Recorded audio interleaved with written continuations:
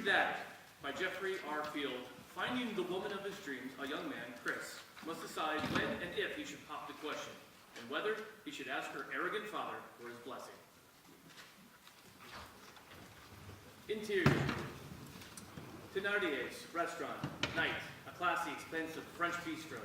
Chris and Quinn sit at an intimate table and finish an elaborate meal.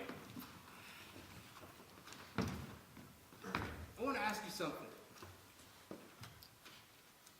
Garçon! A snooty waiter glances over with a raised eyebrow. Champagne, por favor. Chris, this is costing a fortune. It's okay. It's a special night. Her eyes sink. Here it comes. He slides the ring case from his pocket, but keeps it hidden. I love you so much. These have been the happiest 2 years of my... A waiter delivers a live swan into a nearby table. Chris clears his throat and resumes. Life. So tonight I want to ask... A photographer leans in for a snapshot. For Chris, the flash sparks second thoughts. Interior, chapel, day, fantasy. A modest suburban church. Candles and flowers everywhere. Chris attends the altar in a tux. He watches a gruff, muscle-bound man escort Quinn down the aisle to the wedding march. A fatherly minister, a best man, Brody, wait alongside. As Quinn reaches the altar, Chris tries to take her hand. The muscle-bound man shoves him away. Fuck you will. The organ gives way to a grim heavy metal dirge. Lights flicker, thunder crashes, flowers wilt, candles whoosh out. The muscle-bound man returns to address the crowd. Needledick here didn't even get my blessing before he proposed. A collective exasperated gasp fills the room. God damn it, Chris. What the fuck were you thinking? You pussy. An overheard crucifix, Jesus shakes his head in disgust. Back to scene. Chris stares into space, adrift in his nightmare. Quinn leans in, waiting on the edge of her seat. Chris, you wanted to ask me? Chris shakes out of his daze. He slips the ring box back in his pocket and pops a different question. How come I've never met your dad? Quinn leans back like a deflated balloon. Your mom's amazing, but I never met your dad. Just wondering why. I don't know. He lives in Chicago. He travels a lot. I don't see him much since the divorce. You just... Ha! The waiter fills 2 glasses with expensive champagne. haven't met him. Chris watches the bubbly flow, in no mood to celebrate. Interior, apartment, night. Brody in a ratty concert t-shirt and Psyche Grease plays a violent shoot-'em-up video game in the haze of hot smoke. Chris storms in and slams the door. The unstable Jenga tower of beer cans collapses. Thanks a lot, asshole! Put a pin in it, man. I'm this close to breaching Hitler's bunker. You're mine, Fuhrer! Chris turns off the TV. Put it back. I just spent 4 hours blasting through the chancellery. And I spent $500 on a proposal dinner. I didn't even give her the ring! Oh, you didn't. Good call, up top. Put your fucking pants on. Bird checks the time, 1 a.m. He gives Chris a look. Why? Quinn's dad lives in Chicago. We're getting his blessing. Right now. Fuck you. I ain't going to Chicago. You started. You're coming. No way. You can't make me. Chris grabs Brody's enormous Ziploc bag of weed. He shoves it down the front of his pants. Exterior, Interstate 55, day. Chris's car zips along the rural stretch of I-55 at sunrise. It passes a sign that says, Chicago welcomes Hoops fans. Can I have my weed back now? No. Interior, Chris's car, traveling, day. Brody rides shotgun in pajama pants and a ratty t-shirt. Don't Chris test... Sorry, dude. Sorry. Chris drives, still in his suit. Don't test me. I will go after it. And I've got very cold hands. We'll get it back when you're done. Now shut up and find the address. Throws Brody an iPad. Well, what you gonna say? Mr. Kingsley, I've been laying the wood to your little precious for months now.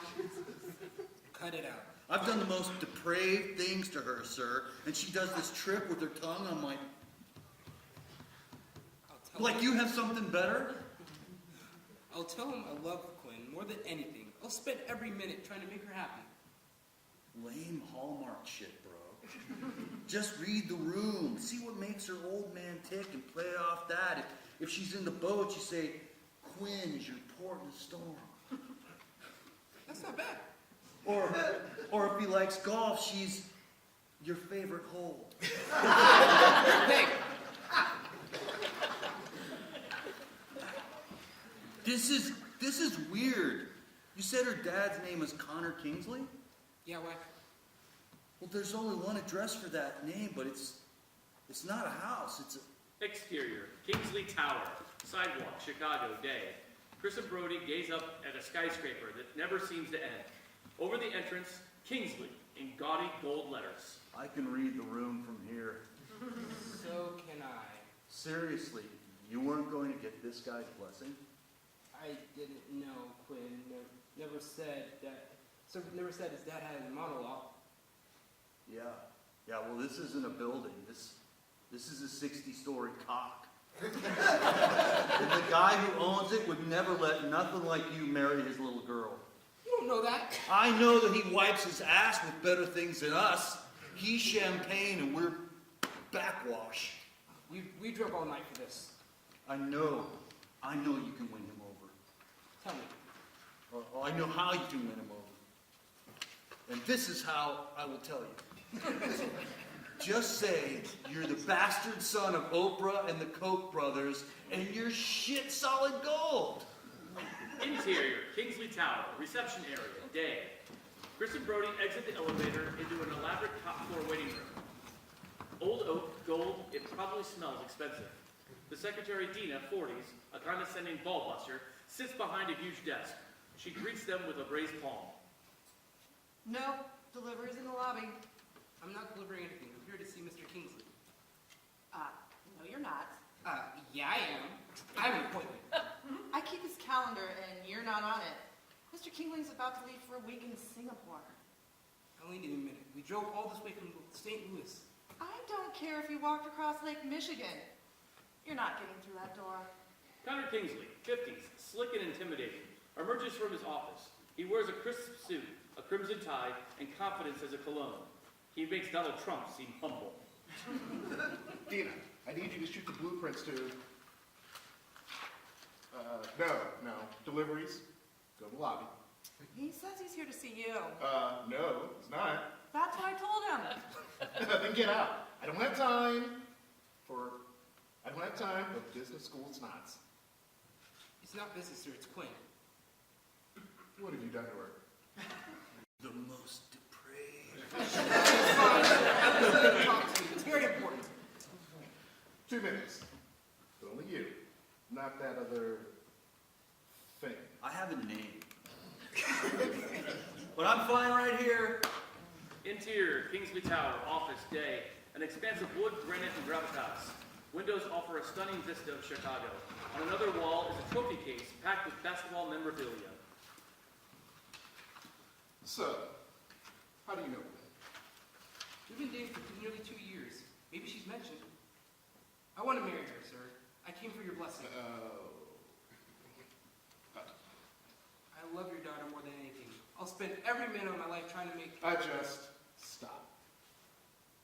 Look, I appreciate... Look, I appreciate you asking. A lot of men wouldn't do it. It shows you have respect. So thank you. You're welcome. That being said, there's no way on God's green earth I'd let a loser like you marry my daughter. You don't even know me. Let's run through it, shall we? You're wearing a cheap suit, so I know you have no money. You came here without an appointment, so I know you have no brains. You have an ugly shiner, so I know you can't defend yourself. Need I go on? Please don't. Reception area. Brody leans back in a chair, his ear to the wall. He looks concerned and angered by what he hears. I don't build I don't build mansions on manure piles. I wouldn't put a diamond on a tin ring. And a girl like Quinn shouldn't marry you. She deserves better. She deserves perfection. There's no such thing. I'd expect someone like you to say that. Of course there's perfection. Perfect math formulas, perfect circles, perfect pitch, perfect SAT scores. I got one. You? I didn't think so. Perfect timing. Pitchers can throw a perfect game. And of course, the cream and crimson had the spirit of 1976. Cream in the, huh? Indiana University. Basketball, son. My alma mater. I guess I'll have to enlighten you. Get over it.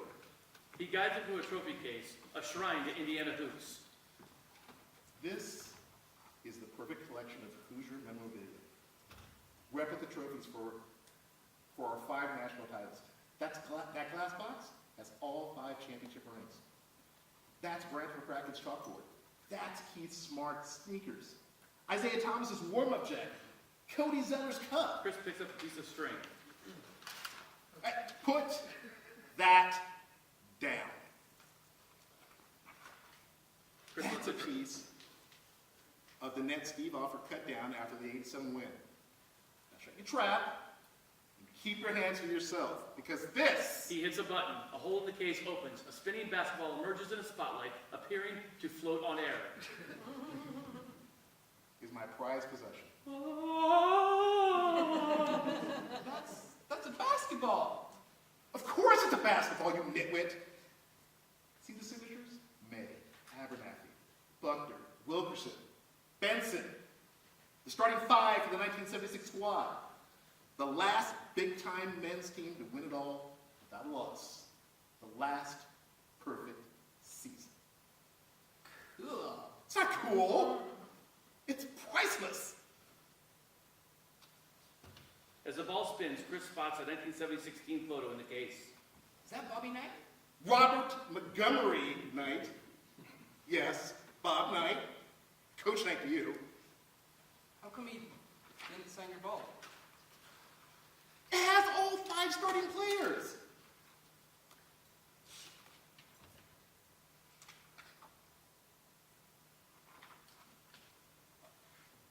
Wouldn't you want the coach to? Wouldn't that make it perfect? Reception area. Get out! Get out! You and that dumpster fire had better take a hike before I throw you both out of the window. Dina rises from her desk and opens the office door. Brody tries to peer in at Chris through the crack. Sir, the chopper's waiting. Thank you, Dina. I was just telling this young man, life will always be a loser. You always say that you can spot one in the first 10 seconds. Sometimes less. Look, hold so long. I'm not saying you can't ever get married. You're just not marrying my daughter. End of scene.